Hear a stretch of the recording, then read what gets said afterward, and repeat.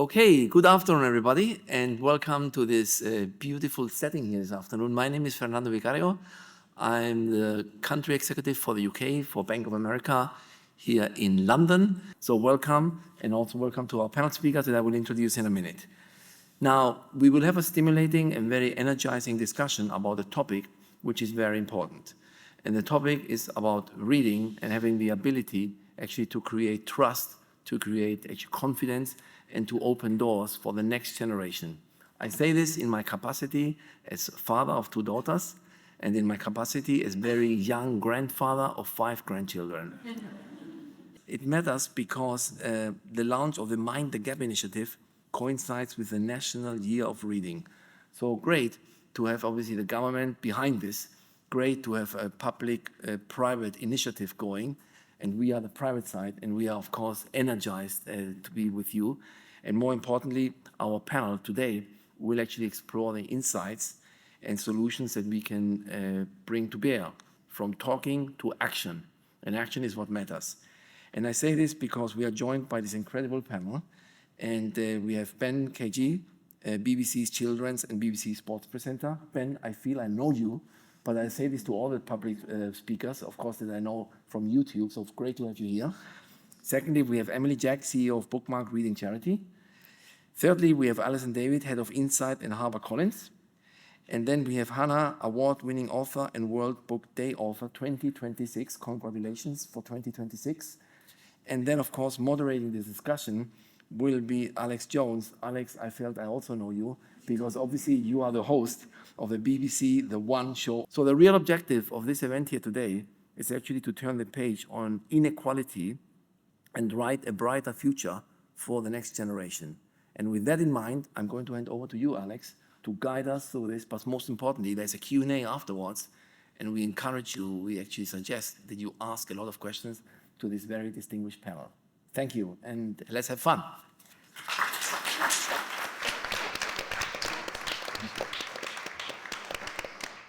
Well, first of all, thank you very much for the welcome. What a beautiful building and room this is, and lovely to see so many of you here as well. I wanted to do this because it's something I'm super passionate about. I am the host of The One Show, but also, more importantly, a mum to 3 children.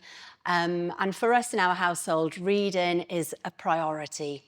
But I'm aware that obviously in other households, children aren't as lucky. So the point of today, of course, is to discuss this gap. And we're going to discuss the impact of that and what can be done about it. Now, we all know that this is true, but yet nothing's really being done.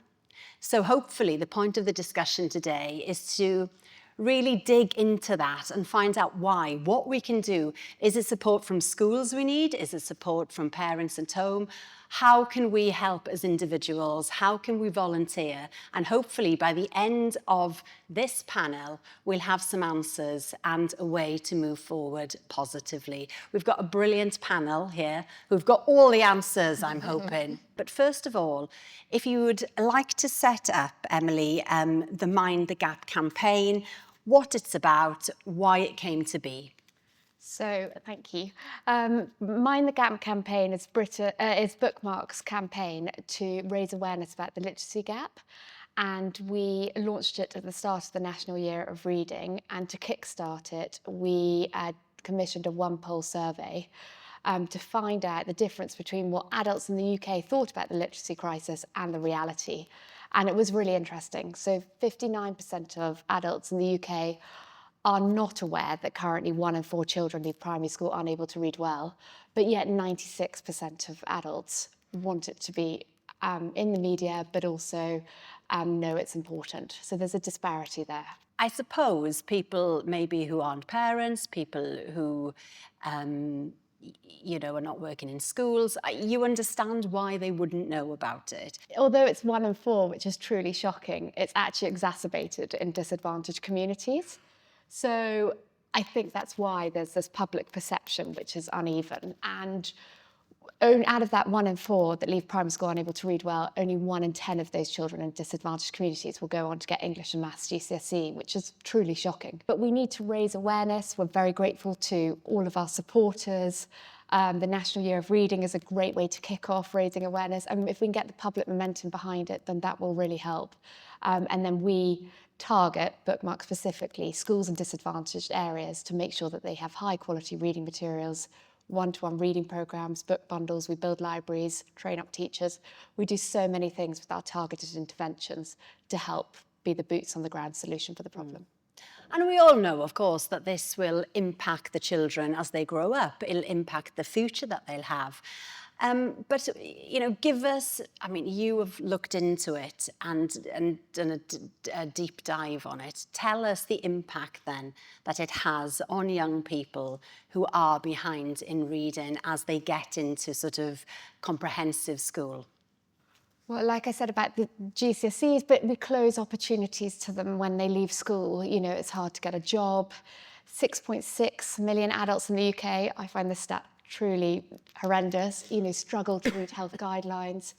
And, you know, you just really can't function. And it also has a huge effect on self-esteem, confidence, and being able to access just everyday life, which we all take for granted, especially in this room. Yeah. And a big thing in the UK as well, as we sit in Bank of America. But on productivity in the UK's economy, it costs the UK, low literacy costs the UK £81 billion.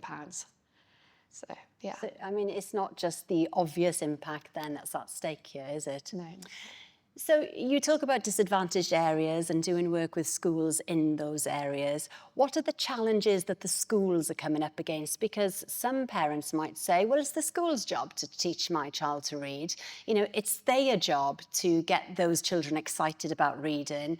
What sort of problems are they facing? I think family engagement is not only Bookmark's greatest challenge, parental engagement, but also the schools. You know, the 6.6 million adults that struggle to read, a lot of them will have children, so they can't help their own children at home, which is really sad. English is an additional language.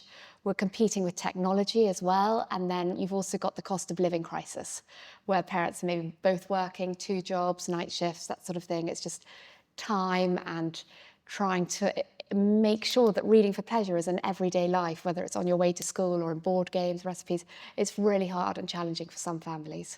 But it can't be a cost thing though, can it? Because a book, arguably, is way cheaper than an iPad. Yes, I mean, some people don't have iPads, though. No, I know. But, you know, you can go to the library. yeah. I know it's really hard with technology. Oh, my God, that's another discussion. Don't get me started. It's awful. No, I think you're right, though. But you might have an iPad for work or something, but Yeah. lots of homes don't have books. And so that's why we publish our Story Corner magazine each term, north of 200,000, to get into the homes of disadvantaged communities to make sure they have high, rich and diverse reading material, because also it's not just, you know, it's also what you're reading, what will spark that imagination, and being able to see yourself in the book and imagine that that's you and that sort of thing. And that's what we want to do as well. That's so true. Representation is key, isn't it? Yeah. Children seeing themselves, otherwise, you know, they don't engage with it.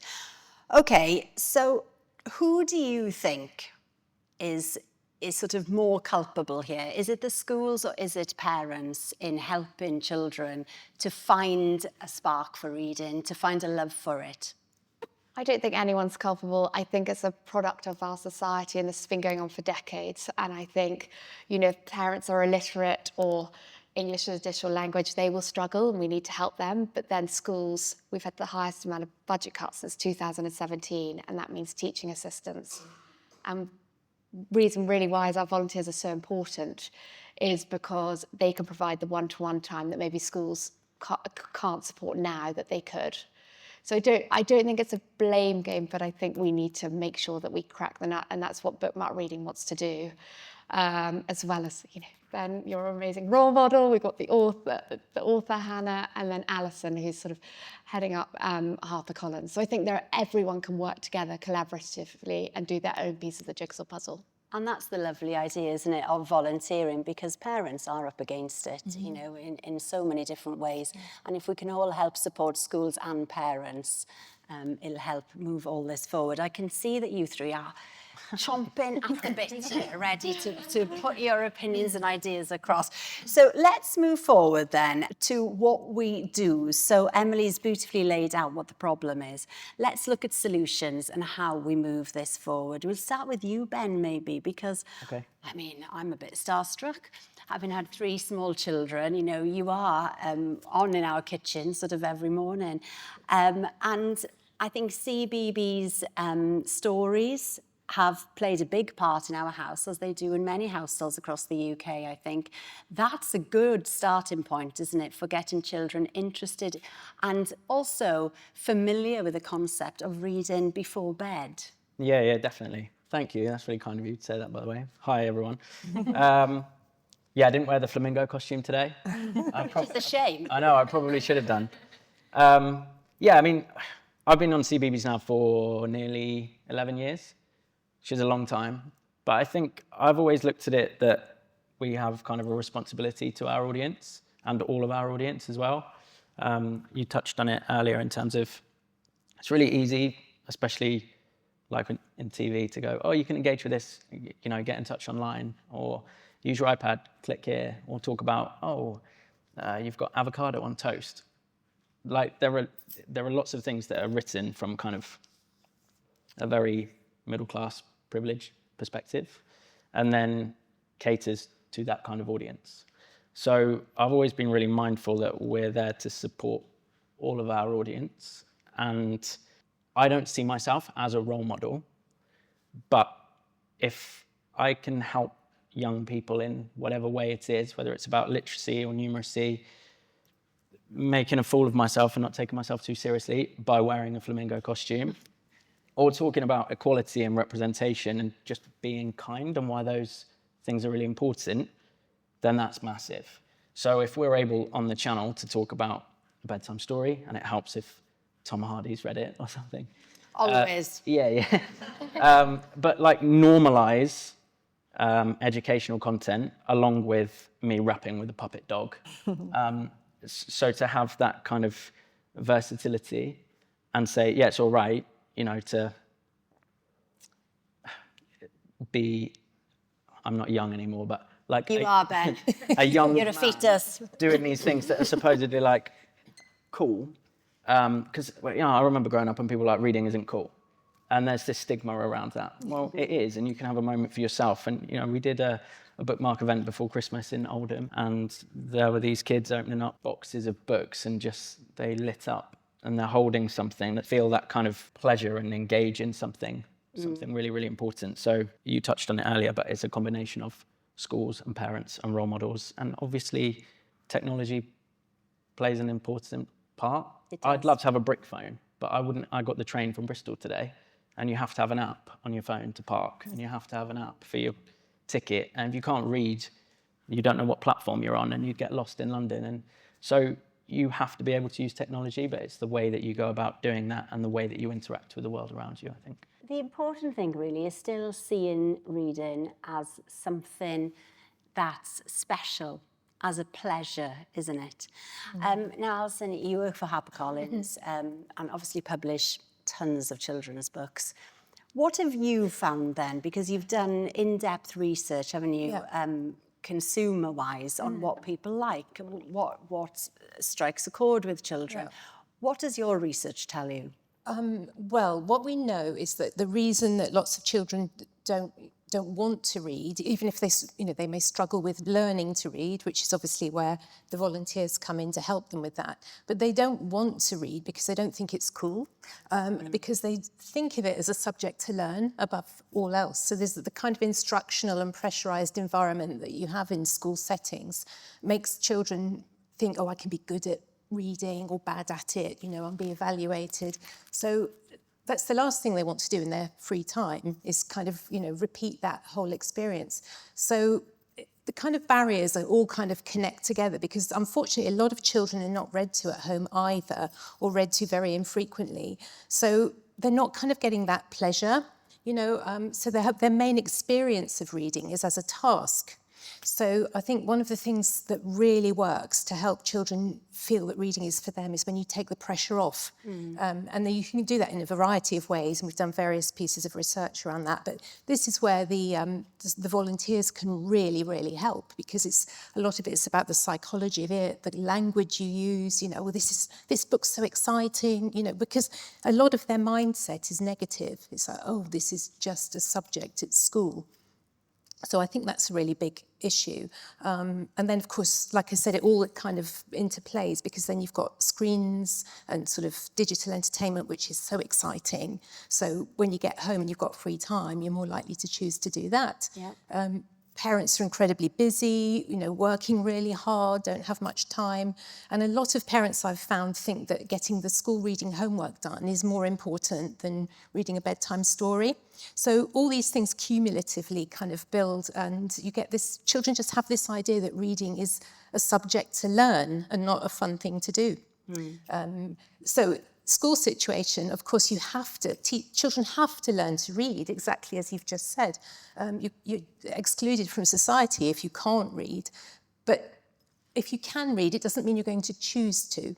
No. So, you know, it's like literacy and reading for pleasure are the kind of two sides of the same coin. I like to think of it as like the skill and the will. Yeah. You've got to have the skill in place, but then we've got to encourage the will and the motivation. And then being used to it from a young age, I suppose that's key, isn't it? They say you should read to babies and toddlers, they get used to having that time. Has collapsed because, I mean, back in 2012, 64% of preschoolers were read to every day, and now we're down to 40%. So, you know, they're starting school without that kind of foundation in reading, not only the kind of knowing how books work, but just this idea that it could be fun. Yeah. I think, you know, we're pretty lucky that the kids like reading, but we still have quite a lot of pushback on certain days in particular. And at the end of the day as well, the more sport that's put into their daily kind of life, they just shattered by the end of the day. But sometimes when you see they've found a book that they love, and, you know, Ted will go off and he'll start reading on his own, and that fills me with so much joy. But it's really difficult to find those books that make them want to carry on and find out what happens in the next chapter.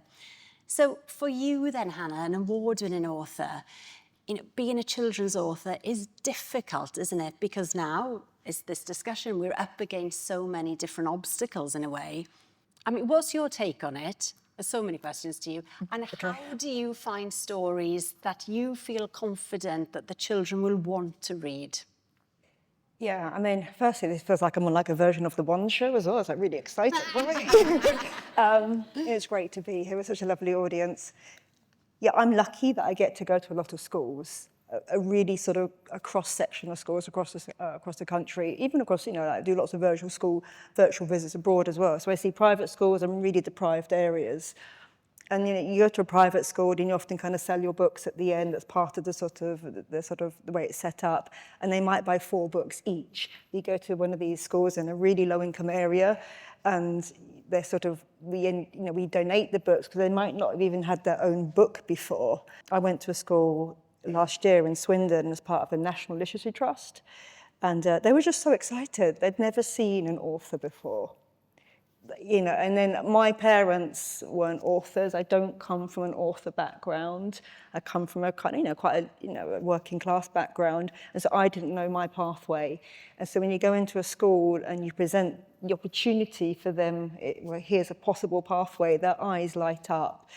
But going back to your question, it's difficult because there's so many competing attentions. And also, I think it is a role of the parents and the teachers. I go to schools where English is often the second language. And so we have quite a lot of special educational needs children as well. And so the teacher's time is very much in managing the classroom. And so often reading becomes secondary. And we might have teachers who are basing their reading habits from when they were children. So they're bringing texts into the school. For example, no dissing her, Enid Blyton. And it would be like, well, the everyday child now, which comes from a very sort of diverse background, they will not probably be able to relate to that as much as the book that we see these days. So for me, when I write my books, the whole point is to make them as enjoyable as possible. It's just to make a child pick it up and fall in love with the characters, with the settings, with the polar bear, with this idea that they could become or be anything, and you give them that sort of idea of possibility and wonder.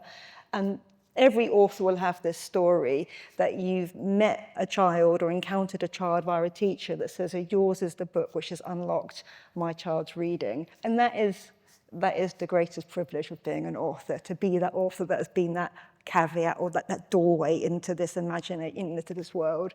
Yeah, that's the biggest joy. And the thing is, once that door is unlocked, then they go on to lots of different things. possibilities are endless. And we, of course, know that, don't we, as adults? But they don't know that. They're thinking, yeah, all right, but I can watch a video on YouTube and, you know, get this really quick sort of high from it, which is just infuriating, but it's just the way it is, isn't it, I guess? Just read like an example. This is from I got a teacher the other day. Please do. And it's from a teacher, and he's on a small school in the Isle of Man. And he says, a tiny school of 40 of the least motivated pupils you'll ever meet. And they said they've pretty much zero interest in anything apart from video games. And last year, their topic was the Arctic. And I picked my book because it's about animals. I like writing about animals because I love animals. And it's a really cheap way to be a children's author because lots of children love animals. Anyway, they were quite interested in it before Christmas and they stopped reading because they got distracted by other things. And they came back in January and said, can we finish The Last Bear? Ben, you held it up for me earlier on, thank you. I can do it again. If you wouldn't mind. And anyway, so the teacher goes on to say, we had to rush through to the end, and when we finished, a huge cheer went up. I went in this morning, they were all talking about it. To actually have finished the book is massive. For them to be desperate to read the next one is amazing. I'm going to World Book Day as Bear, that's the main character. One of the girls is going as April, and my most difficult boy asked if he could come as Tor, which is one of the boy characters in the book. So thank you and best wishes from Class 3 at Cajee Community School, Isle of Man. So I think that's a round of applause, surely. But that's the power of reading. That's the power of that singular book, which can open up a classroom and take you away from the screens. Yeah. I was going to say, that's awesome, by the way. I don't want to... Thank you. Thanks. It'll be you soon. Yeah. No. Alex, I think you said about, have you got boys and maybe struggling? Two boys and a girl. Like, I remember being young and like loved picture books with my parents. And then you want to read on your own. And being 7, 8, 9, 10, and really struggling to find books that I liked and were around the things I was interested in. So there was a guy, I think he was called Rob Childs maybe, and he had books about football. And there were also, I loved cricket, still love cricket now. There were these Glory Gardens books. I can't remember the guy's name. I want to say it was Bob Cattell or something like that. They were awesome because they were about cricket. The characters were really diverse. So it was about teamwork. And I'm a badger for like cricket. That means like I'm a bit of a cricket tragic, right? So it's got loads of stats in there. So it would have the scorecards and the names of the characters and all the interplay. So I was learning like about cricket, but it was fiction and falling in love with these characters. And then they'd have like a diagram of the fielding positions and it'd be like, oh, silly mid-offs there and extra covers there. And like, I loved it, but it got me into reading, but also it helped my love of cricket. And I was all right. I played like county standard age groups, but then I worked as a teaching assistant after finishing school and before I went to uni. And then I got a job at Lord's Cricket Ground working for the International Cricket Council. I think the point I'm trying to make is you don't know the knock-on effect that stuff's going to have. And maybe if I hadn't read those books when I was younger, it wouldn't have helped my love of cricket and the want that I had to participate and then be able to relate to other people from kind of British Asian backgrounds or from like second generation Caribbean and like then coming together and feeling that kind of equality and diversity. So I think that stuff's really, really important because also growing up there, like you touched on, there weren't that many books where being mixed race, being able to kind of identify and go, oh, that's like me. And you touched on it before. So I present, I'd never describe myself as an actor or performer, but I was Aladdin a few years ago in Wolverhampton in Panto. Yes, Ben.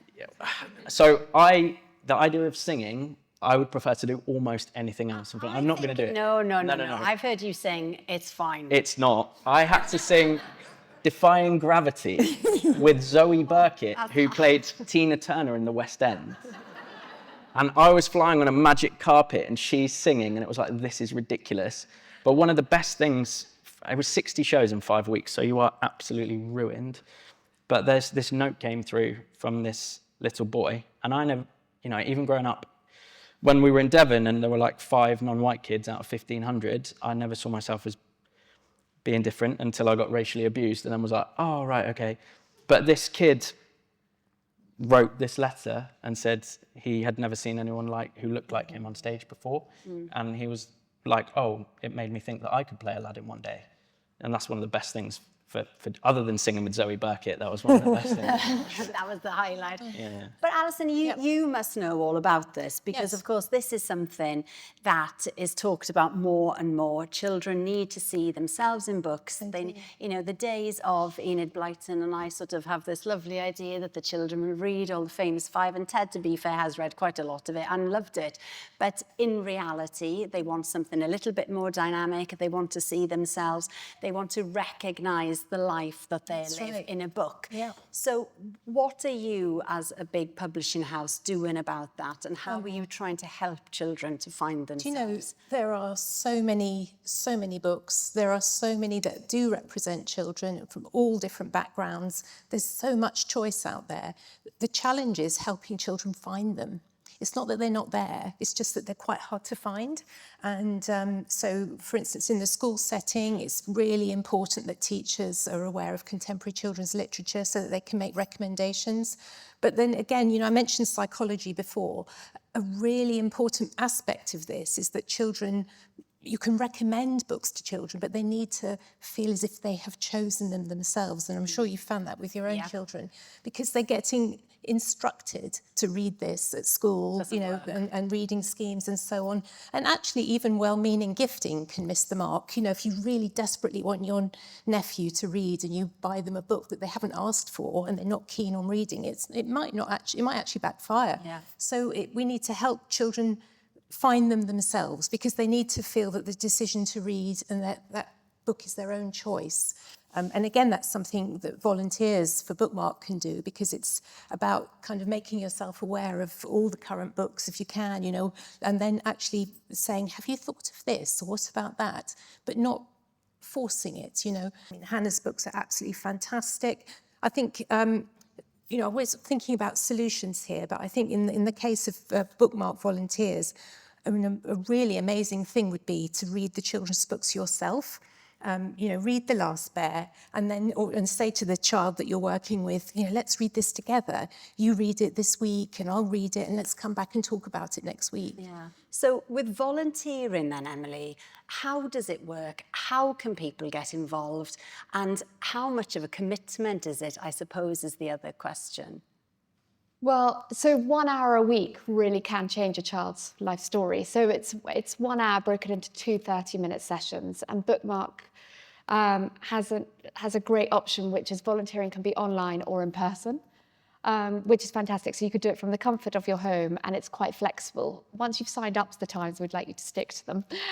But within school day, it's between 9 and 3. You pick the time you'd like to volunteer, and then you read with the child. And it works really well, and we have thousands of resources, and thanks to HarperCollins, Hannah Gold, I could see someone in the audience from Peters here today, Browns, loads of publishers help us out with content, which is fantastic.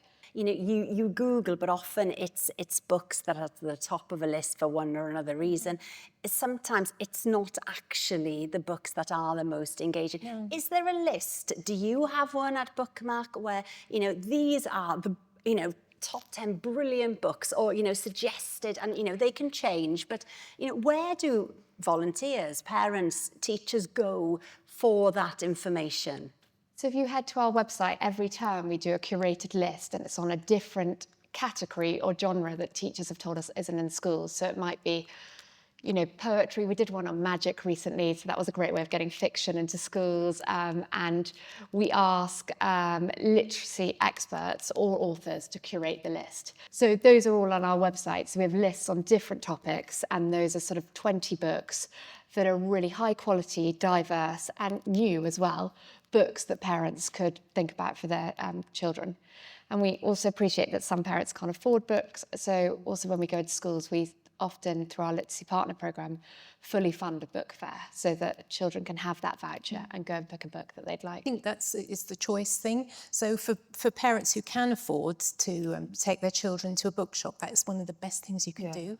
Because if you could actually say you can have any book you want, you choose. If they've made that choice, they're invested in that decision. We've found that so many times. They truly have intent to read it because they chose it.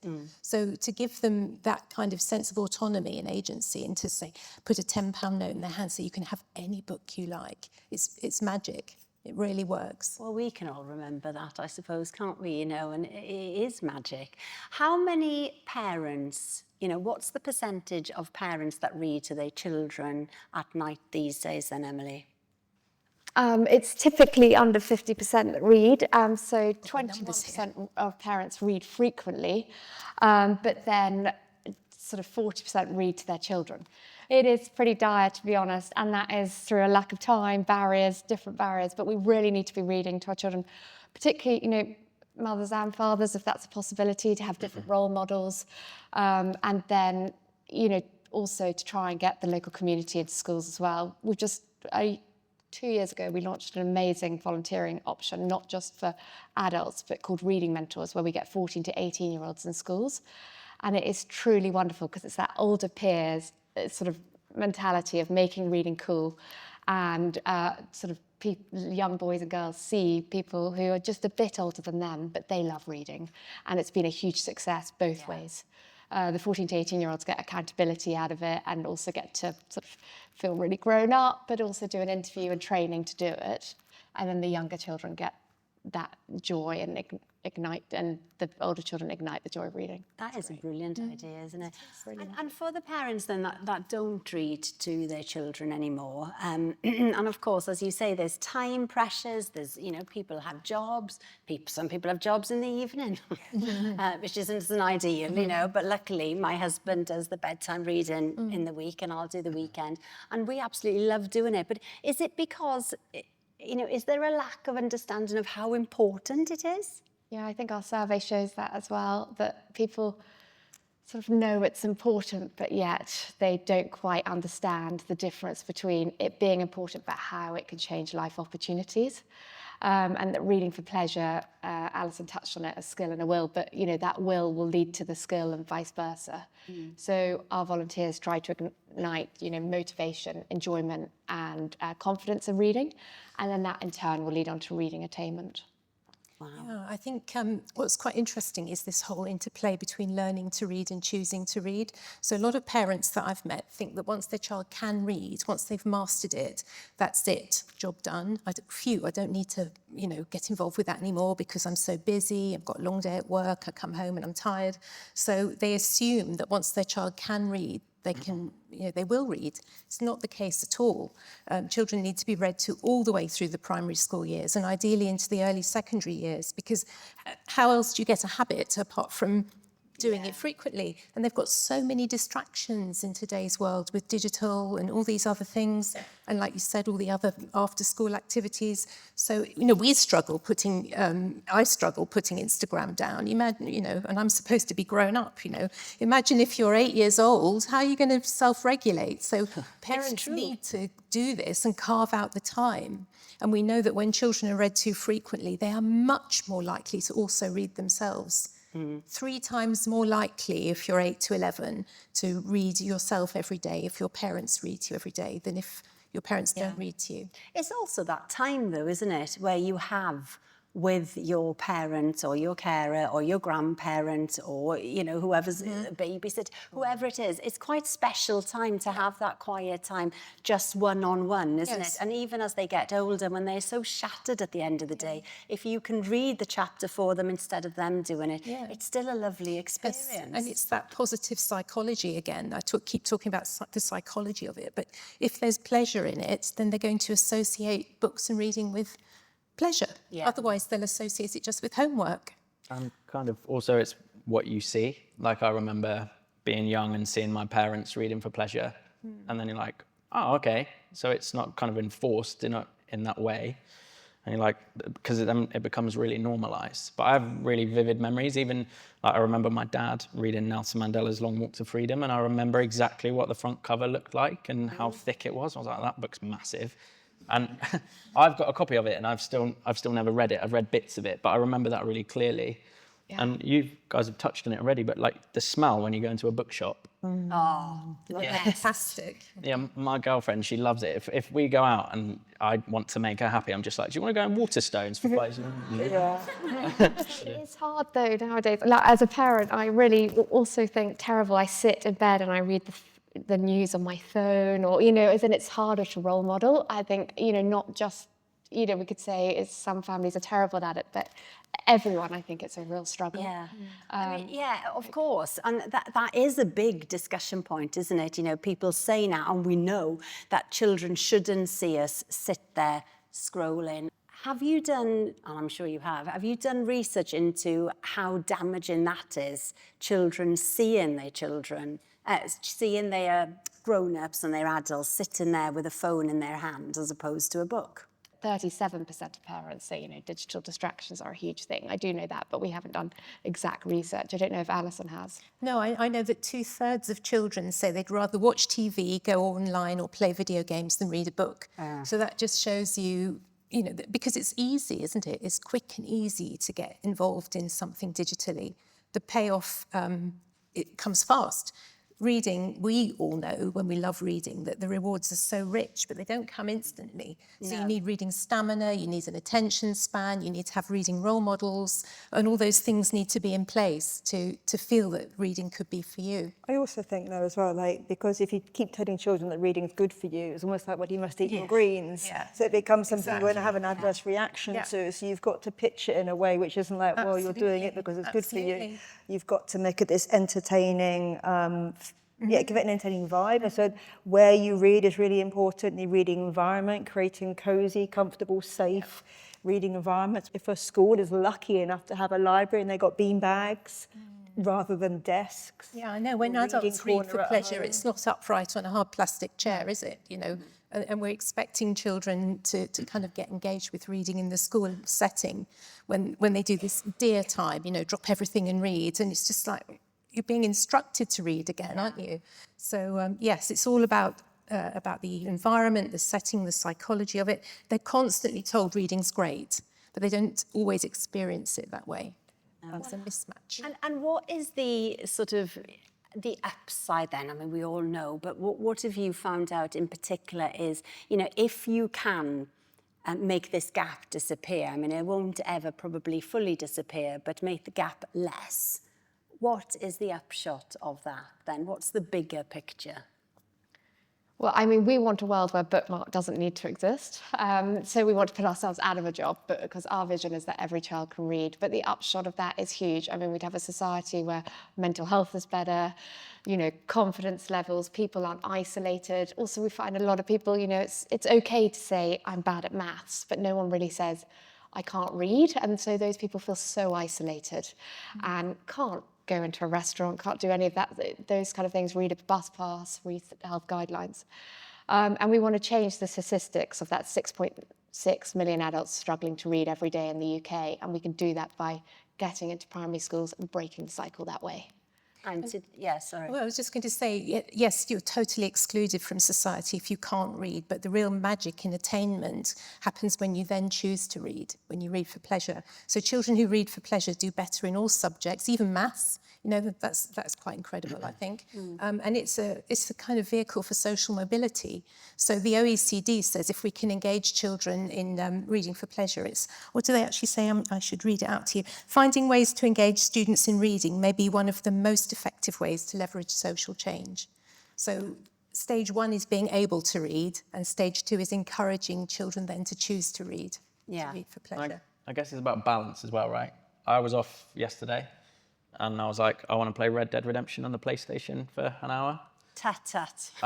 But like, I got the train here today. I Yeah. brought my book. I read a little bit, and then I was like, I want to listen to some music. So it's like having a toolkit of different things that you can do. You don't expect people to go, oh, all of your free time you have to read. Not at all. Yeah, exactly. It's like, Skills. to be able to do it. Yeah, for sure. If parents don't step in to carve out that time every day, it won't happen. Yeah, exactly. That's because we're adults. We know, you know that I'm going to do a bit of this, a bit of that, but children don't have that kind of capability, I think. So parents need to help them. Yeah, and Yeah, just they giving want them to feel that that skill set to be able to do that. in Exactly, future. and that you're on board with all of their hobbies, with reading being one of them. Graphic books was what I was going to say as well. I don't think we as parents or guardians should be sort of snobby about what our children read either. It's got to be about what they pick up. So the children's book lists are very dominated at the moment by graphic novels. And I've heard some adults going to go, well, I wish my child would read something different. It's like, well, they're still reading something. And so it's that sense of however the market goes, we can't push it or sway it. The children are leading the way. And if that's where they find their biggest joy, then that's amazing because they're still reading. And it's still a portal, isn't it, into maybe then reading something a little bit different the It's a next stepping time. stone, Yeah, of isn't it? course. Yeah, it's a stepping stone to the next thing. Everything that's read and enjoyed is a stepping stone to the next. Yeah. I think without children's authors, we wonder where like the adult author market would be. And I think sometimes as a children's author, and I think it's the best job, I really do think it's the best job to go into schools, to get children's letters, to get their drawings and their excitement and have on World Book Day, they dress up as your character, you know, one of your characters. It's such a privilege. But, you know, you wonder then, if there wasn't the children's books doing so well, where would the adult books be as well? Because, you know, that's the sort of the pathway that we're looking at. Yeah. Pipeline of future leaders. I still feel positive. Good. Yeah. And Emily, we've heard, you know, why it's important, what we can do. There'll be people here that are passionate about reading and passionate about helping you guys to bridge this gap and make a difference. So, in a practical sense, how hard is it to sign up? Is it an easy thing to do? Do you need to commit to a certain amount of hours per week or per month? Or how does it work then? So if people who want to volunteer, we'd ask them to head to our website, bookmarkreading.org/volunteer. And it is really an hour a week broken into 2 half-an-hour slots.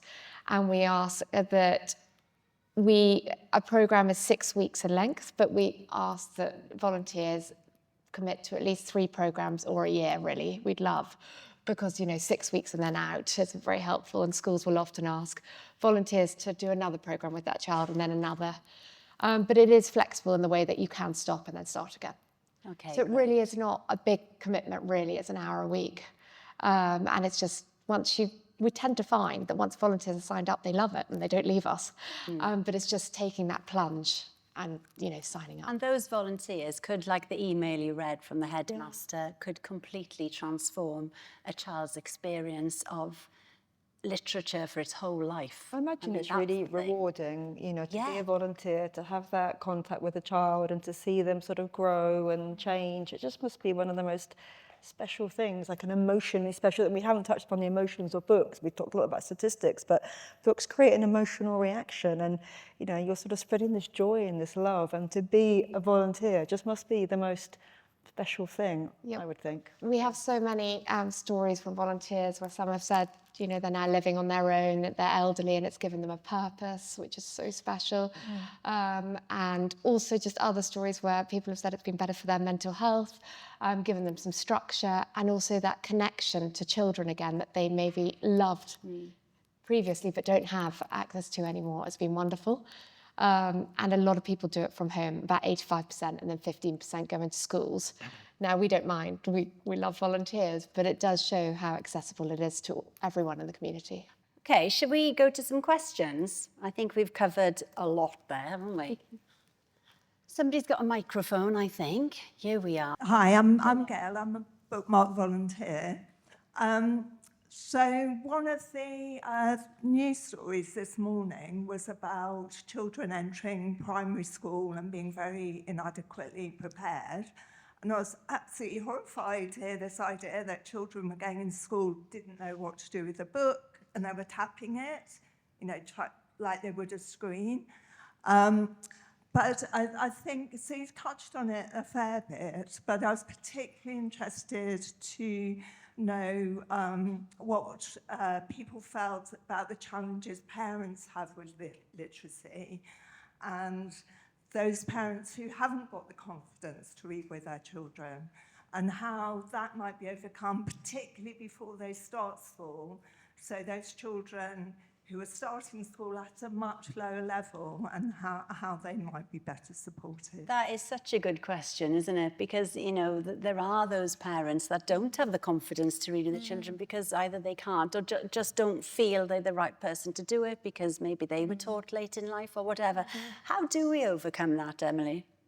So at Bookmark Reading, we have a story starter programme where children, before they start school, will receive a book pack from us on their transition days for that primary school.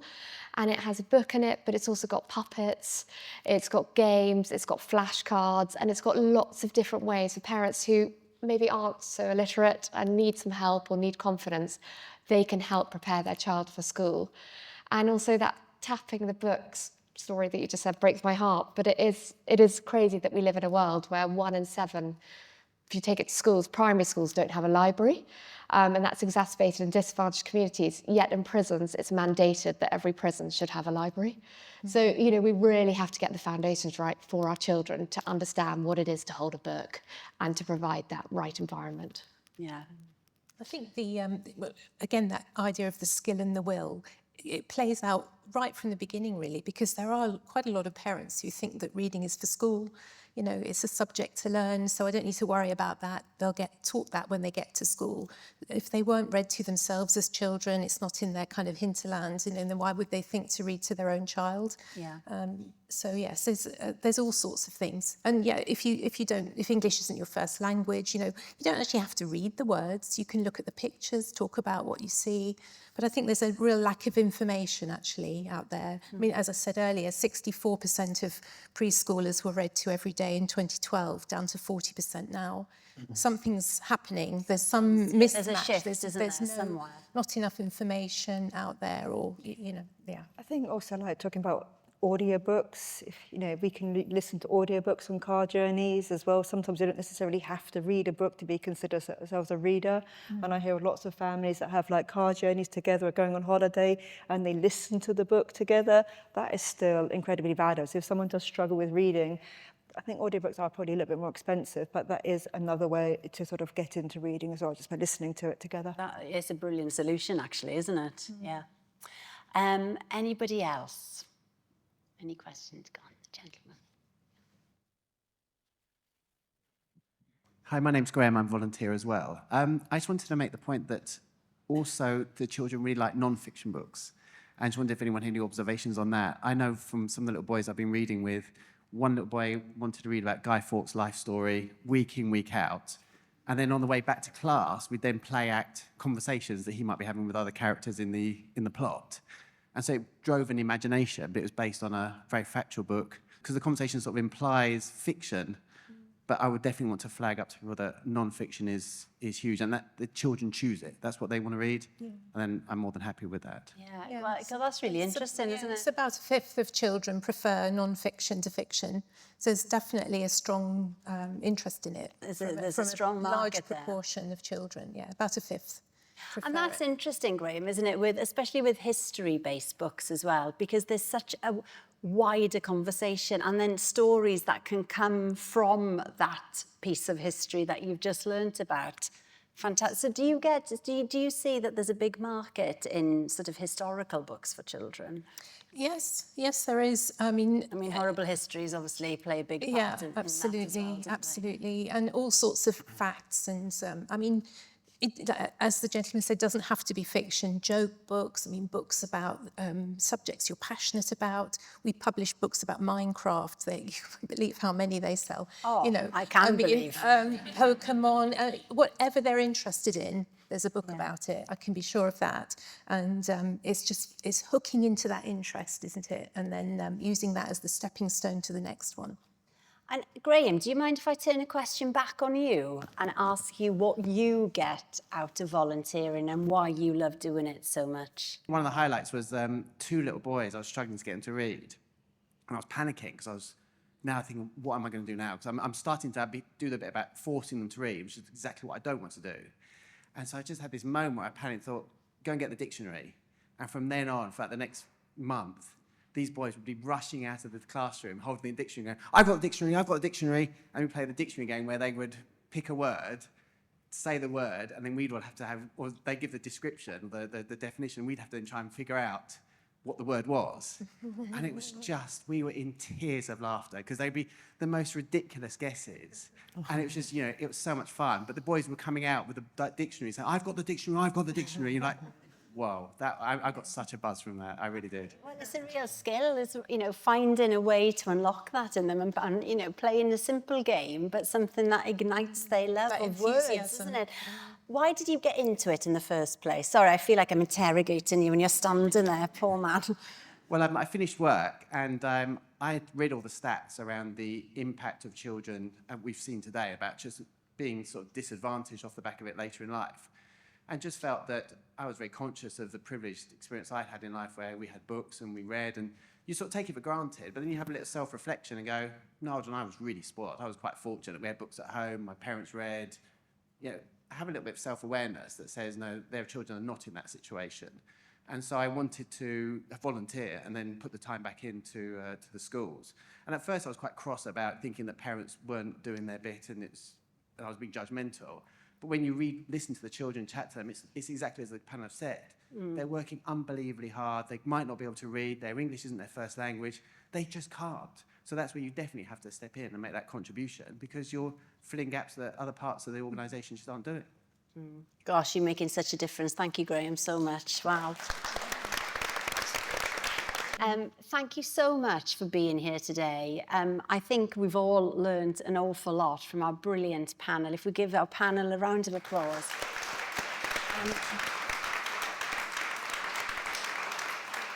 Just such brilliant insight. And Emily, thank you for having me. I'll hand over to you. No, not at all. They say never to meet your heroes in real life, and today has not been a disappointment, so thank you. It has been so wonderful and a lovely chat backstage as well, so thank you very, very much. We're so grateful to the 4 of you for giving up your time. I know you're all very busy, so thank you.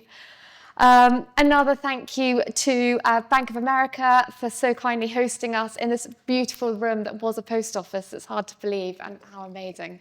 But thank you, and you were just so kind, and the continued support you give us, we are so grateful. And then last but not least, thank you to all of you, our supporters, our donors, and our volunteers. Without you, our work would not be possible, and we would not be firmly on track to be supporting 500,000 children by July 2027 as part of our 3-year strategy. An awful lot of children, and thank you. So yes, a round of applause to all of you. So thank you very much. We're now going to play a video, and please do, if it is, social media is your thing, I know we've been talking about reading and anti-technology, but please do share it later. It will be all on our social media channels if you have a moment. But we hope you enjoy it, and I hope you have a lovely afternoon. Thank you. Argyle is an inner city school. The children come from different backgrounds, and it is our aim as a school to teach every single child to read and enjoy reading by the age of 7. Bookmark started at Argyle 3 years ago, where each child reads twice a week with a volunteer. They can create relationship with other people who are not the class teachers. I love the sessions. It's very interactive for the kids. They get to talk with a one-to-one volunteer. And you can see the change in their confidence in how they first started to now. The progress they have made is huge. This is thanks to Bookmark reading, because it gives them this opportunity to read one-to-one, where they might not have anywhere else. The teacher in the class might not have that time because there's so many other children in the class, maybe 30 kids. And having that opportunity with their volunteers is huge. I've been doing Bookmark session for over a month. I feel delighted that I have a volunteer to help me with reading. It helped me to speak English better than before. It makes me happy and I'm proud of myself. The volunteers are very kind. They help me with tricky words and they help me read. I feel happy after the session, and when I get to school, I do English and then I use what my volunteer taught me and then I write it in my story. When I read with my Bookmark reader, she always makes it easy for me. You get to learn new words and read new books. This book pack kids are getting, it brings the fun aspect into it.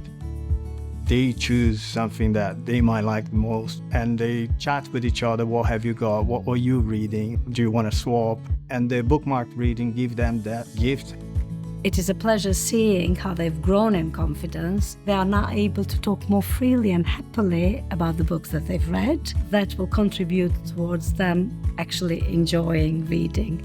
Massive thank you to all the resources that Bookmark provides Argyll and being there every week for our children. Thank you so much for your support. Thank you. Thank you. Thank you. Thank you, Bookmark.